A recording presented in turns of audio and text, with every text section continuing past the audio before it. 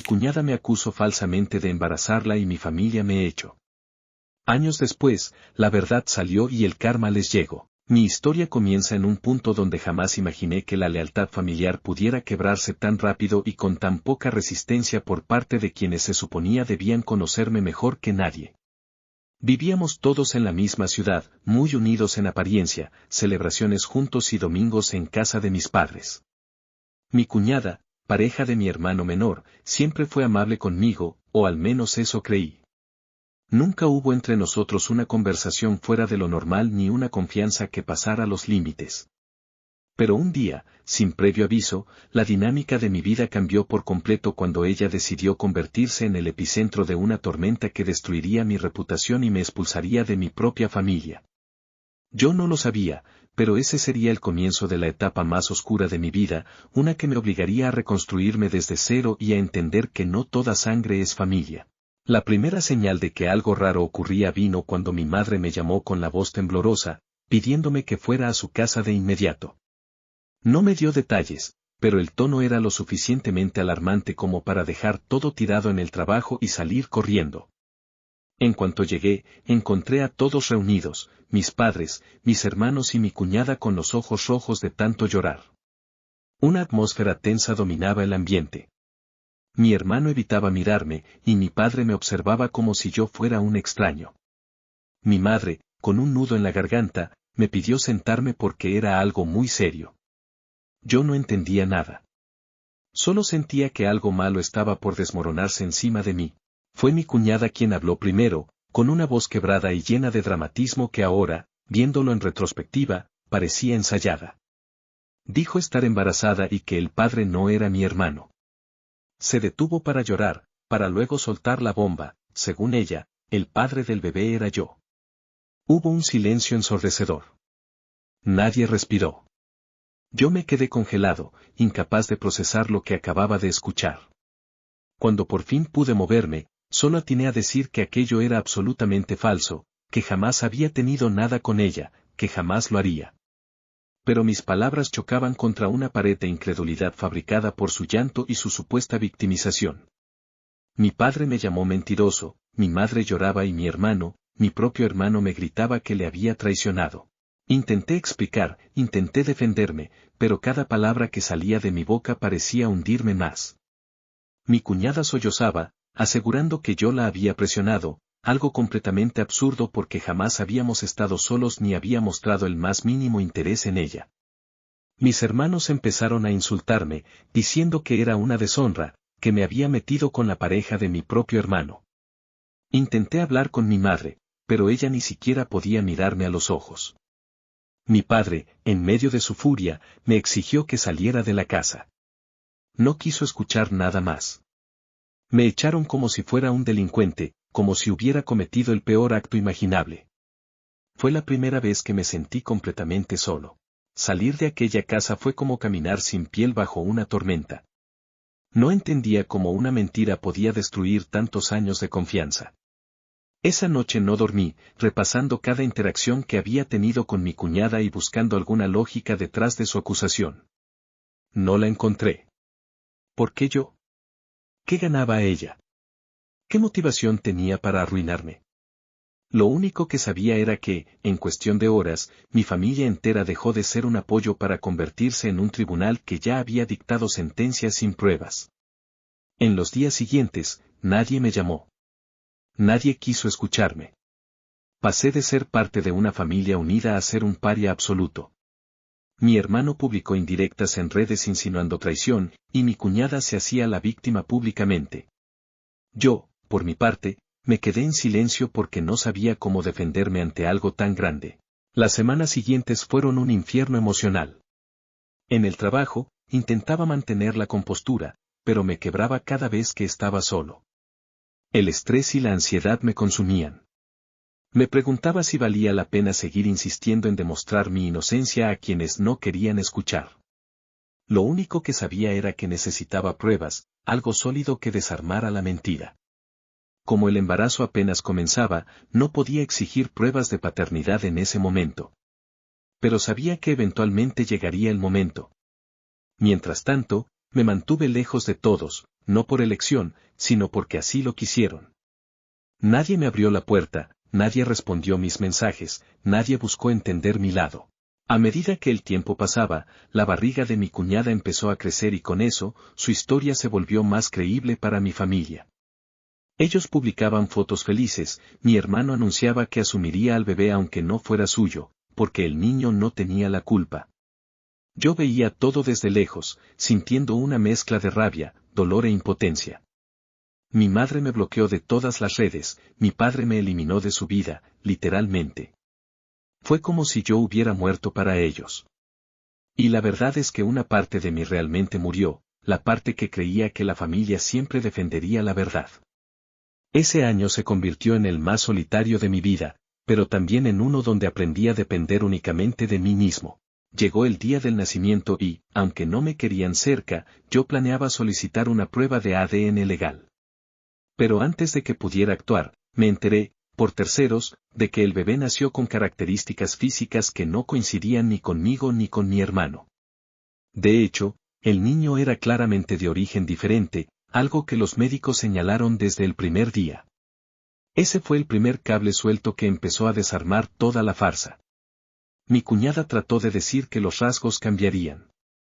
Pero la familia empezó a cuestionar en silencio. Nadie me pidió disculpas todavía, pero por primera vez en meses, mis padres comenzaron a sospechar. Sin embargo, el daño ya estaba hecho. La duda que habían sembrado en mi contra había florecido en odio, y aunque empezaba a caerse su versión, no corrían a enmendar nada. 2 meses después, finalmente se realizó la prueba de ADN entre el bebé y mi hermano, y salió negativa. Mi cuñada intentó evitar que se hiciera conmigo, así que en ese momento quedó claro para mi familia que la acusación había sido falsa desde el inicio. Ahí comenzó la caída de su mentira. Mi hermano descubrió mensajes en el celular de ella, conversaciones con otro hombre donde hablaban del bebé, de planes y encuentros mientras simulaba ser la pareja fiel. Él quedó devastado, pero aún así, lo único que yo podía pensar era, ¿y todo lo que me hicieron? ¿Todo lo que me acusaron? ¿Todo lo que me quitaron? Yo no quería su sufrimiento, pero tampoco iba a permitir que simplemente pasaran la página como si nada hubiera ocurrido. Pese a la verdad revelada, mi familia tardó en buscarme. Tuvieron que tragar el orgullo y admitir que habían fallado. Mi madre fue la primera en tocar mi puerta, llorando, diciendo que había sido engañada. Yo la miraba y solo podía decirle, ustedes nunca me escucharon. Ella intentó justificarse, diciendo que la situación fue confusa, que mi cuñada actuó muy convincente, que no sabían qué pensar. Pero nada de eso borraba el hecho de que ellos me condenaron sin pruebas. Mi padre, con un orgullo quebrado, me pidió perdón de la forma más torpe y distante posible, como si costara admitir que se equivocó conmigo de manera tan brutal. Yo acepté sus palabras, pero algo en mi interior ya no era igual. Mi cuñada, por su parte, recibió el golpe más fuerte. Fue expulsada de la casa, su relación con mi hermano terminó, y el padre biológico ni siquiera quiso hacerse cargo, dejándola sola con todo lo que había intentado manipular. Ella intentó contactarme, pedir disculpas, justificarse diciendo que estaba confundida, que tenía miedo, que necesitaba ayuda. Yo simplemente la bloqueé. Después de lo que hizo, de la forma en que destruyó mi vida, de cómo me aisló de mi familia por casi 2 años, no tenía nada más que decirle. El karma había llegado para ella de forma exacta y contundente, y yo no formaría parte de su intento de limpiar su conciencia. A pesar de todo, retomar relación con mi familia no fue sencillo. La confianza rota no se recompone de un día para otro. Ellos querían volver a la normalidad, pero yo ya no podía. Había aprendido a vivir solo, a forjar mis propios valores sin depender de su aprobación. Empecé a poner límites, a no involucrarme tanto en sus dramas, a mantener una distancia que me protegiera. Ellos lo notaban, y aunque les dolía, entendían que su traición tuvo consecuencias reales.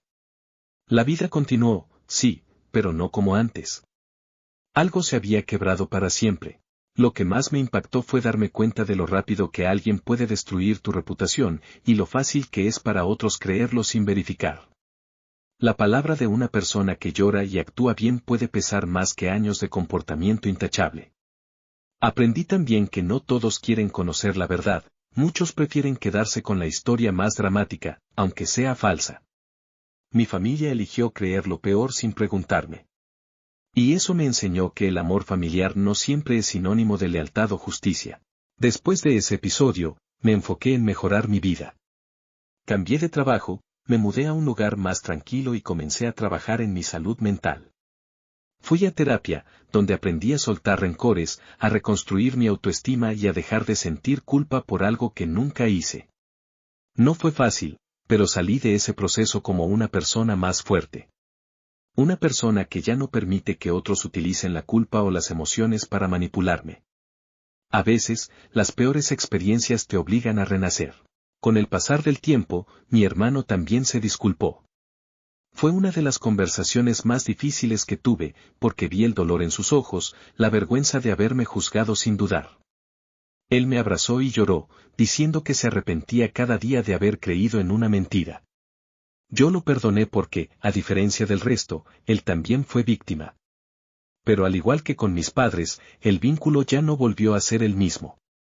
Lo quiero, sí, pero ahora conozco los límites de su confianza y la fragilidad del lazo que teníamos.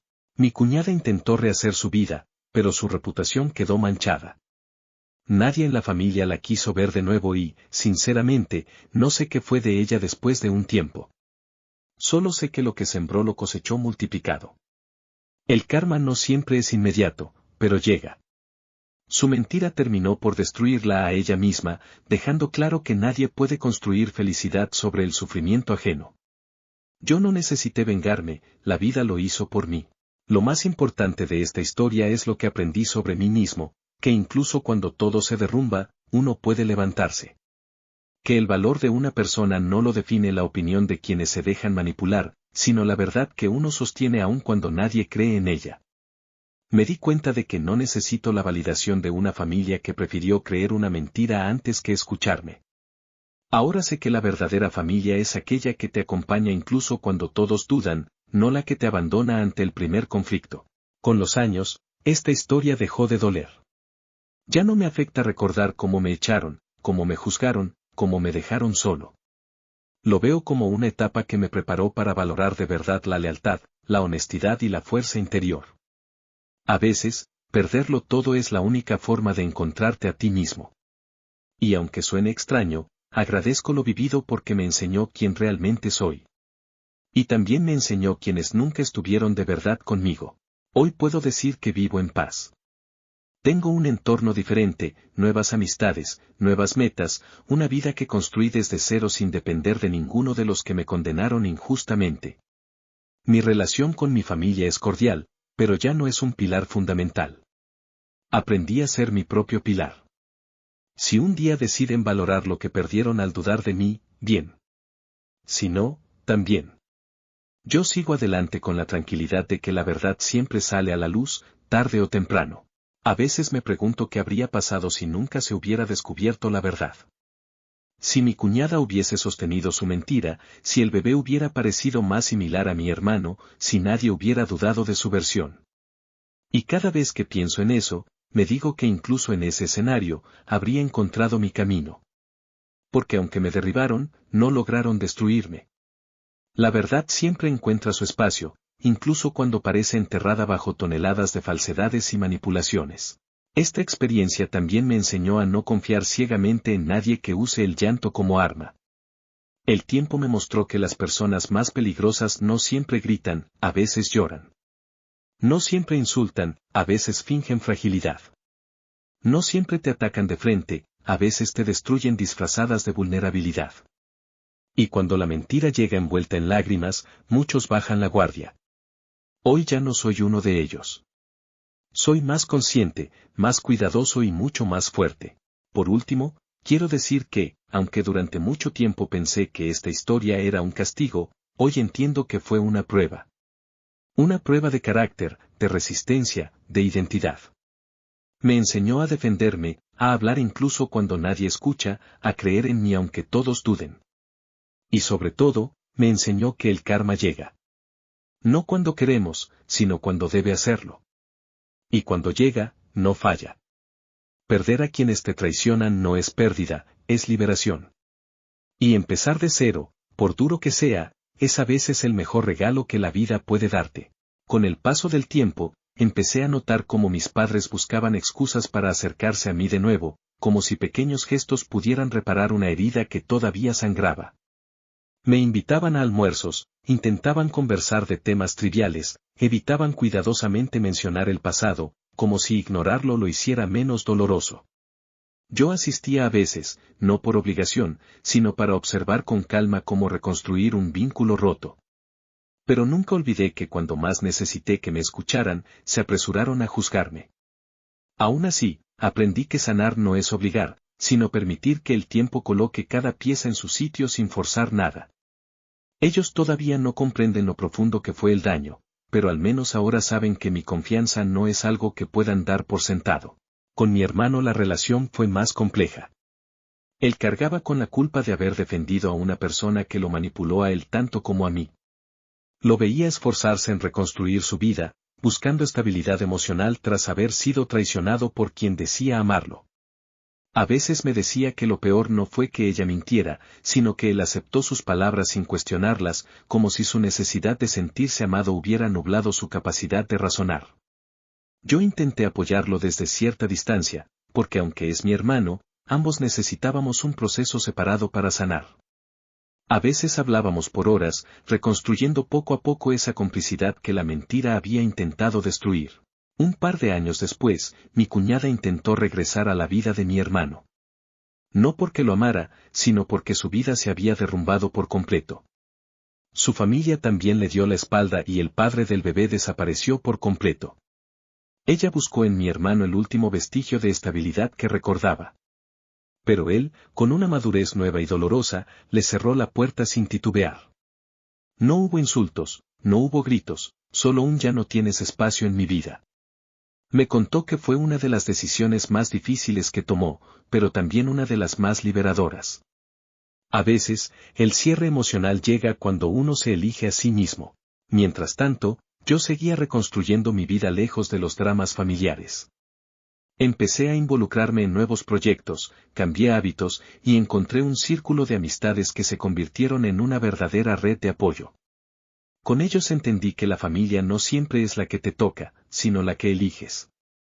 Cuando compartí mi historia, no me juzgaron, no dudaron, simplemente estuvieron ahí para escuchar. Esa sensación de ser tomado en serio, después de tanto tiempo cargando una mentira que no era mía, fue casi terapéutica. Me ayudó a comprender que mi valor no dependía de la percepción equivocada de quienes decidieron creer la mentira más conveniente. Hubo un momento, años después, en el que mi padre me confesó que lo que más lo atormentaba no fue haberme acusado, sino haberme negado la oportunidad de explicarme. Dijo que cada noche recordaba cómo me echó de casa sin escucharme. Era su forma de aceptar que el orgullo lo había llevado a cometer una injusticia irreparable. Lo escuché en silencio, con el corazón dividido entre el rencor y la comprensión. Al final, entendí que él también fue víctima del engaño, pero no tanto como yo. Acepté sus palabras no por él, sino por mí, porque cargar con resentimiento es otra forma de ser prisionero del pasado. Muchas veces pensé en cómo habría sido mi vida si ese conflicto nunca hubiese ocurrido. Quizás seguiría dependiendo emocionalmente de una familia que nunca cuestioné, tal vez nunca habría descubierto mi verdadera fortaleza, ni aprendido a decir no sin sentir culpa. Aunque no lo crean, esas falsas acusaciones se convirtieron en un punto de quiebre que me obligó a crecer. Me obligaron a soltar el papel de hijo obediente para convertirme en un adulto consciente de su propio valor.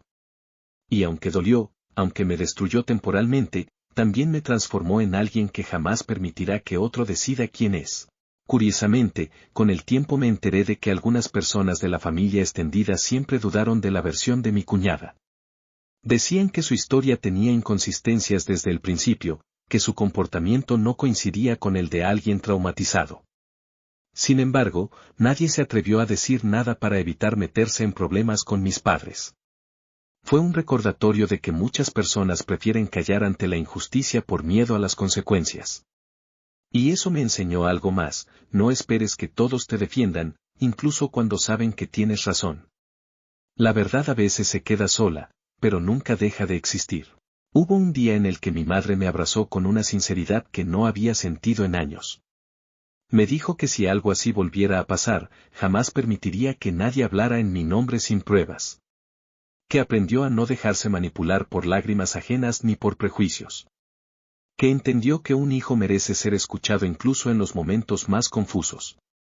Ese abrazo, aunque tardío, fue la primera muestra real de que ella también había cambiado. No borró lo que pasó, pero sí abrió un camino hacia un perdón honesto, uno donde ambos aceptamos que lo vivido nos marcó de forma permanente. A veces, cuando recuerdo todo, pienso en el bebé, en ese niño que nació en medio de una tormenta provocada por decisiones que no eran suyas. Me pregunto cómo será su vida, si alguien le contará la verdad cuando crezca o si cargará con el peso de una historia que nunca pidió. Su existencia fue utilizada como arma en un conflicto que él no causó. Y aunque no tengo relación con él, espero que algún día encuentre estabilidad y no herede los errores de sus padres. Los niños no deberían pagar por los actos impulsivos y egoístas de los adultos. Hoy miro atrás y ya no siento el dolor que me consumía al principio. Ahora lo veo como un capítulo cerrado, uno que me enseñó que hasta la peor traición puede convertirse en una lección transformadora. Mi vida es diferente, mejor, más tranquila. Tengo claridad, límites, paz y un sentido de identidad que antes no tenía. Y si algo queda claro, es que la verdad siempre termina ganando. Puede tardar meses, años, incluso décadas, pero al final sale a la superficie. Y cuando lo hace, no solo ilumina lo que otros ocultaron, sino también lo que tú eres capaz de superar.